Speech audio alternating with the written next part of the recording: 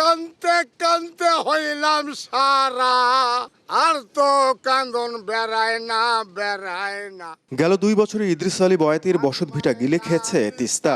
সব হারিয়ে এখন তার যাযাবর জীবন, আর পরিবারের বাকি 6 সদস্য জীবিকার তাগিদে পাড়ি জমিয়েছে রাজধানীতে। না তিস্তা নদী। শুধু ইদ্রিস আলী নয়, তিস্তাপাড়ের লাখো মানুষের গল্পটা একই। প্রজন্মের পর প্রজন্ম তিস্তার সঙ্গে যুদ্ধ করেই টিকে আছে এই অঞ্চলের মানুষ। নদী খনন ছাড়া আমাদের ওইবার এইবার কোনো লোকের কোনো কাজ হবে না, খনন হলে কাজ হবে। 3টে গ্রাম ভাগিয়েছে, আসিয়া কায় কোটে যে খুশাইছে, কুতি গেছে নাই যায় কোনো নির্দর্শন নাই। বস্তা দিতেছে, ভাঙি যাচ্ছে, এটা আমাদের ক্ষতি।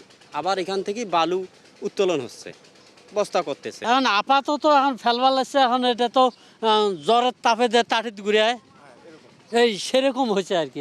210 কোটি টাকা ব্যয়ে তিস্তার 44টি পয়েন্টে জিওব্যাগ দিয়ে ভাঙন রোধের কাজ করছে পানি উন্নয়ন বোর্ড। অন্তর্বর্তী সরকারের সময় ন্যায় প্রকল্প নিয়ে তৈরি হয় নানা প্রশ্ন। যদিও পানি উন্নয়ন বোর্ডের দাবি, ভাঙন রক্ষায় ভূমিকা রাখবে এই প্রকল্প। আর কোনো বিক্ষিপ্ত বিচ্ছিন্নভাবে কোনো প্রকল্প গ্রহণ করা হবে না।